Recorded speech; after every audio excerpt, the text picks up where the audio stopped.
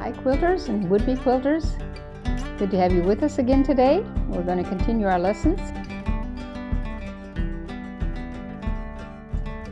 I'm going to start with repeating where we began, simply to help you remember and not miss any of the steps.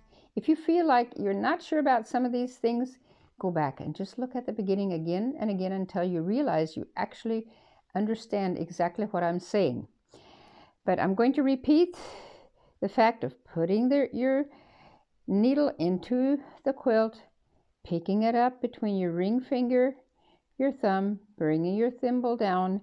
Now you have the needle in a real firm grip so that you have complete control over your needle. Now we put the needle slide in the right position and put enough pressure on it that we see it very well. The needle hits just below the edge of the needle slide. I tip the needle back and it slides over the top. As soon as I see the tip of the needle, I stop, bring my slide forward, and continue going. Now this is the first direction. And the first direction is half of every thing that you're going to quilt. And it's important for you to try to remember when to use which position. I always try to use some kind of a picture to help you remember that. Everybody knows what a clock looks like, and we do want to go in all directions, and the hands of the clock are continually going in a circle, just like our needle does. So imagine that the eye of the needle is in the middle of the clock, and then look to see which direction your needle is going, and always position that clock around your needle, and it will be easy for you to remember. The first position is everything between 3 o'clock and 9 o'clock. Everything between 3 o'clock and 9 o'clock. Right now, I think I'm heading somewhere toward 7:30. Now we're going to turn a corner, and I'm going to be quilting more in direction of 4:30. So another thing that's really important to remember is to adjust your chair. Sit in a chair that's easily to roll around, easy to turn, because you're always in the best position if you can quilt either straight toward you or straight away from you. That's the most relaxed position. So now I position my needle slide underneath, and my needle is in a firm position, have a firm grip on it. My hand position is still the same as it was, but it's at a different angle. It's not this way anymore, it's coming around. And as you will see, it's very easy to bring your needle all the way around to a 3 o'clock position. Everything from 9 o'clock to 3 o'clock. Moving your chair, going with it, is always a big help.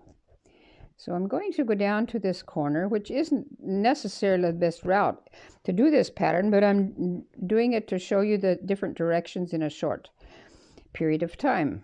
So we're still heading toward 4:30.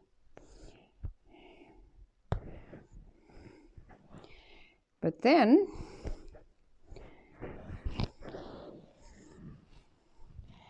we need to go back up here.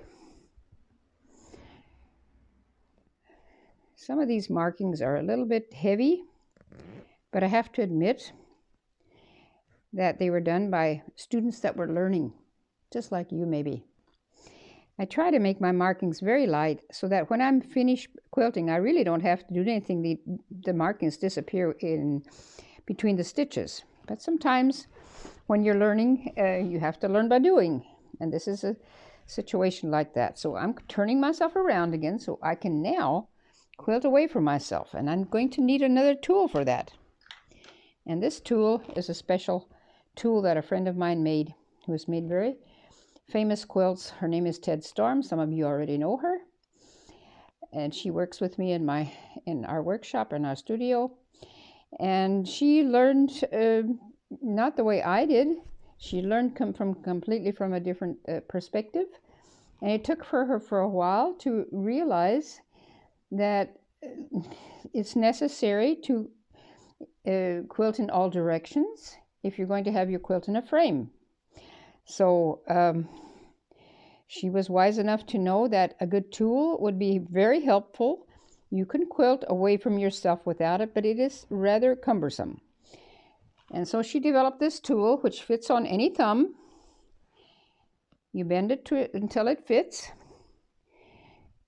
With these 2 ears, just be careful you use a tool that doesn't scratch, because they are silver plated or even sterling silver. Good tools are fun to work with. Made out of good materials is worth it. So now the needle is upright in the material again, and I grasp it so that the eye of the needle is right in the cup of this thimble.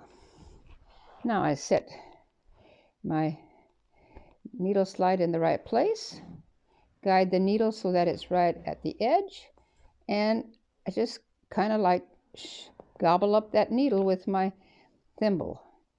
Now it's no different than what I did the other direction. I'm just following my needle slide and pushing with my thumb instead. And you know what? Your thumb is pretty strong. And you'd be surprised how many people would actually prefer using their thumb instead of the other direction.